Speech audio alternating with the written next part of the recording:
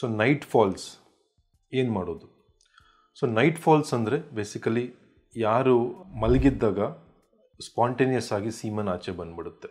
ತುಂಬ ಜನ ಹೆದರ್ಕೊಂಡು ಬರ್ತಾರೆ, ಡಾಕ್ಟರ್ ನಾನು ಮಲಗಿದ್ದಾಗ ಏನೋ ವೈಟ್ ಕಲರ್ ಫ್ಲೂಯಿಡ್ ಬಂದ್ಬಿಡ್ತು, ಬಂದಾದ್ಮೇಲೆ ನಂಗೆ ಒಂಥರ ಫುಲ್ ಬಾಡಿ ವೈಬ್ರೇಷನ್ ಆಯಿತು, ಆಮೇಲೆ ನನ್ನ ಫುಲ್ ಬಾಡಿ ಎನರ್ಜಿ ಎಲ್ಲ ಹೋಗ್ಬಿಡುತ್ತೆ ಅಂತ.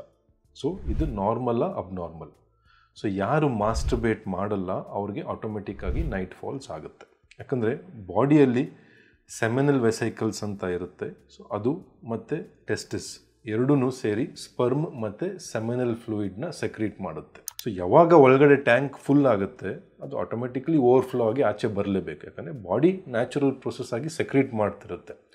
ಅದರ ನೀವು ಮಾಸ್ಟರ್ಬೇಷನ್ ಮಾಡಿ ಇಲ್ಲ ಇಂಟರ್ಕೋರ್ಸ್ ಮಾಡಿ ಯಾವಾಗ ಸೀಮನ್ ನೀವೇ ತೆಗಿಯಲ್ಲ ಆವಾಗ ಆಟೋಮೆಟಿಕ್ ಅದು ನೈಟ್ ಮಲಗಿದ್ದಾಗ ಆಚೆ ಬಂದ್ಬಿಡುತ್ತೆ. ಸೊ ಮಾಸ್ಟರ್ಬೇಷನ್ ಮಾಡೋದು ನಾರ್ಮಲ್. ಸೊ ಎಷ್ಟು ಸರಿ ಮಾಡ್ಬೋದು, ದಟ್ ಈಸ್ $1 million ಕ್ವಶನ್. ಕೆಲವರು ಡೈಲಿ ಮಾಡ್ತಾರೆ, ಕೆಲವರು ಆಲ್ಟರ್ನೇಟ್ ಡೇಸ್ ಮಾಡ್ತಾರೆ, ಒನ್ಸ್ ಇನ್ ಅ ವೀಕ್, ಕೆಲವರು ಒನ್ಸ್ ಇನ್ ಅ ಮಂತ್ ಮಾಡ್ತಾರೆ. ಸೊ ಇದೆಲ್ಲ ನಾರ್ಮಲ್, ಯಾರೂ ಹೇಳಲಿಕ್ಕಾಗಲ್ಲ ಸೊ ಇಷ್ಟು ಸರಿ ಮಾಡಿದ್ರೆ ನಾರ್ಮಲ್ ಅಂತ.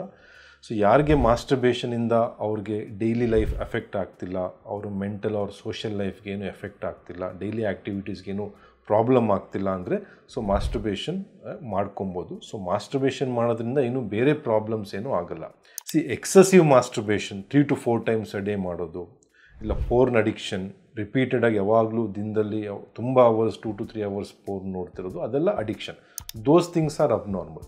ಸೊ ಅದು ಮಾಡಬಾರ್ದು. But masturbation once in a while is considered normal. ಯಾರು ಮಾಸ್ಟರ್ಬೇಷನ್ ಮಾಡಲ್ಲ ಅವ್ರಿಗೆ ನೈಟ್ ಫಾಲ್ಸ್ ಆಗುತ್ತೆ, ಅದರಿಂದ ಹೆದರ್ಕೊಳೋದೇನಿಲ್ಲ. ಬಟ್ ಒಂದ್ಸರಿ ಆ್ಯಂಡ್ರಾಲಜಿಸ್ಟ್ನ ಕನ್ಸಲ್ಟ್ ಮಾಡೋದು ಒಳ್ಳೆಯದು. ಯಾಕಂದರೆ ನಿಮಗೆ ನೈಟ್ ಫಾಲ್ ಅನ್ನಿಸ್ಬೋದು ಅದು white colour fluid, but actually ಕೆಲವು ಟೈಮ್ ಅದು ಪಸ್ ಇರ್ಬೋದು ಇನ್ಫೆಕ್ಷನಿಂದ. So better to consult. And ನೀವು ನೈಟ್ ಫಾಲ್ ಸಪೋಸ್ ಸಡನ್ನಾಗಿ ಎದ್ದು ನೋಡಿದಾಗ ಏನಾದರೂ ವೈಟ್ ಕಲರ್ ಫ್ಲೂಯಿಡ್ ನಿಮ್ಮ ಅಂಡರ್ವೇರಲ್ಲಿ ಅಥವಾ ಏನಾದರೂ ಸ್ಪಿಲ್ ಆಗಿದೆ ಅಂದರೆ ಒಂದು ಫೋಟೋ ತೊಗೊಂಡು ಇಟ್ಕೊಂಡಿರಿ. ಸೊ ದಟ್ ಡಾಕ್ಟರ್ ಹತ್ರ ಹೋದಾಗ ತೋರಿಸಿದ್ರೆ ಸ್ವಲ್ಪ ಐಡಿಯಾ ಬರುತ್ತೆ, ಇದು ಪಸ್ಸಾ ಅಥವಾ ಸೆಮಿನಲ್ ಫ್ಲೂಯಿಡ್ ಅಂತ ವೇಗಾಗಿ ಸ್ವಲ್ಪ ಐಡಿಯಾ ಬರುತ್ತೆ. So better to consult an andrologist if you are very much concerned about the night falls.